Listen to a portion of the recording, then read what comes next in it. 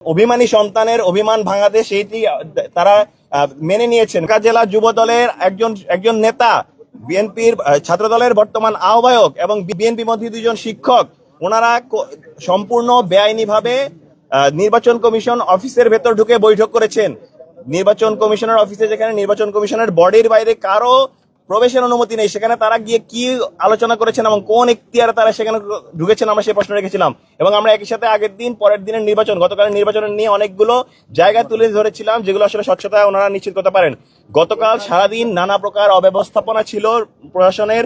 Polling agent, অতিরিক্ত ballot বৃদ্ধি করা এবং নির্ধারিত সময়ে ভোট গ্রহণ কার্যক্রম শুরু না হওয়া, সে সব কিছু এই অব্যবস্থাপনা আমরা দেখেছি। কিন্তু সেগুলো ছাপিয়ে গিয়েছে ছাত্র দলের আগ্রাসী কার্যক্রম, বাকছাসের ক্রমাগত ব্যাশিং এবং মিথ্যাচার।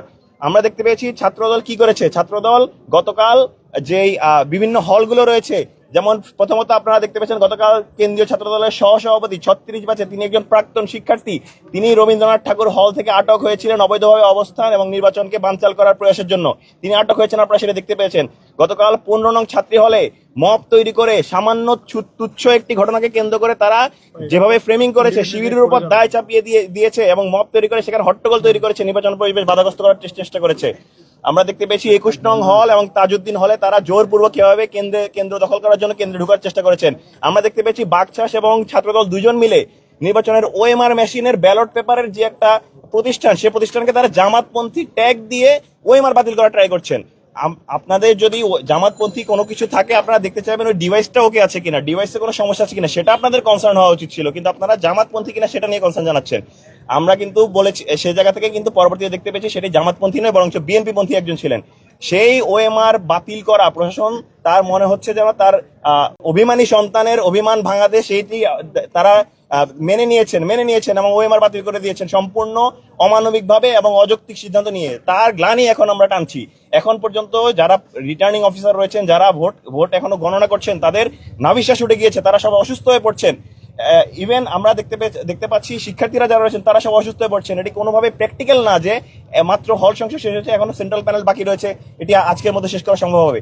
আমরা কিছু গুরুতর অভিযোগ আপনাদেরকে করতে চাই। প্রথমত, প্রশাসনের মধ্যে একটি গ্রুপ রয়েছে যারা ঠুনকো অজুহাতে নির্বাচনকে প্রশ্নবিদ্ধ করে নির্বাচনকে স্থগিত করতে চায়। এই ছাত্র দলের এই ঠুনকো অজুহাতে তারা ওএমআর মেশিন যেমন বাদ দিয়েছে এবং আমরা এই অভিযোগগুলো দিয়ে তারা আসলে একই সাথে নির্বাচনকেও বানচাল করতে চাচ্ছে।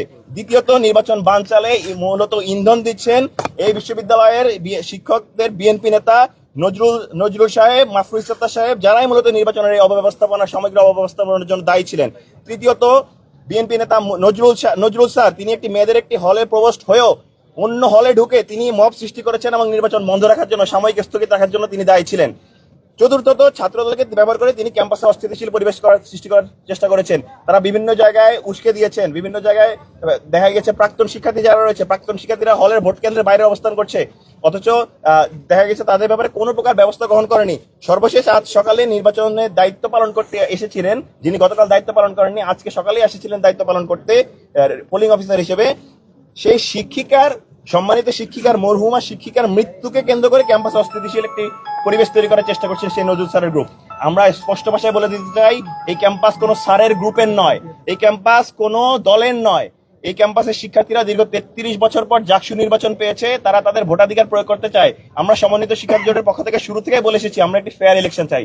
আমরা নির্বাচিত হই কিংবা না হই, আমাদের কোনো সমস্যা নেই, কিন্তু শিক্ষার্থীরা যেন তাদের প্রতিনিধি বাছাই করে নিতে পারে। কিন্তু আমরা দেখতে পেয়েছি যারা শিক্ষার্থীদের ম্যান্ডেট চায় না, যারা জোরপূর্বক ক্ষমতায় বসতে চায়, যারা শিক্ষার্থীদের এই অভিভাবকত্ব দায়িত্বশীলের জায়গা থেকে নিজেদের ক্ষমতার আসীন বলে মনে করে, তারা আসলে সেই জায়গায় বাধা দিচ্ছে। তারা শিক্ষার্থীদের এই গণ অভ্যুত্থানের পর, দীর্ঘ গণ অভ্যুত্থানের রক্তে, শহীদদের রক্তের উপর দাঁড়িয়ে থাকা যেই ম্যান্ডেট, সেই ম্যান্ডেট নিয়ে যেই বর্তমান পরিস্থিতি এসেছে, শিক্ষক জাকসু নির্বাচন, সেই নির্বাচনকে তারা বানচাল করার চেষ্টা করছে। আমরা স্পষ্ট ভাষা বলে দিতে চাই, আমরা প্রশাসনকে আলটিমেটাম দিতে চাই, আজকের মধ্যে যদি ভোট গণনা কার্যক্রম শেষ না হয় এবং আজকের মধ্যে যদি এই নির্বাচনের ফলাফল ঘোষণা না দেওয়া হয়, আমরা কিন্তু দৃঢ় অবস্থান নেব সেই জায়গায়, কঠোর অবস্থান নেব। কোনোভাবেই এই জায়গায় আজকে নির্বাচন বানচাল করতে দেওয়ার কোনো প্রকার অপপ্রয়াস সফল হতে দেওয়া হবে না। কোনোভাবেই আমরা এই জায়গায় সর্বোচ্চ অবস্থান নেব এবং নির্বাচন যদি কেউ বানচাল করতে চায় তাদেরকে এই ক্যাম্পাস থেকে প্রতিহত করা হবে। আমরা প্রশাসনের প্রতি আহ্বান জানাচ্ছি তারা যেন তাদের এই ভোট গণনা কার্যক্রম কিভাবে সহজতর করা যায় সে জায়গায় তারা আন্তরিক হন। আমরা তাদেরকে সহযোগিতা করতে রাজি আছি, কিন্তু কোনো প্রকার ষড়যন্ত্র, কোনো প্রকার দলীয় এজেন্ডা, কোনো প্রকার মতাদর্শের এজেন্ডা এবং প্রোপাগান্ডা, ট্র্যাগিং, বুলিং এ দিয়ে যেন কোনোভাবে নির্বাচন বাধাগ্রস্ত করতে না হয়। আমরা আশা রাখছি এই আজকের দিনের মধ্যে প্রশাসন নির্বাচন প্রক্রিয়া শেষ করবে, ভোট গণনা প্রক্রিয়া শেষ করবে এবং আমরা জাকসু নির্বাচনের যে ম্যান্ডেট, সেই শিক্ষার্থীরা যে ম্যান্ডেট দিয়েছে সেই ম্যান্ডেটটি আমরা সবার মধ্যে পাবো।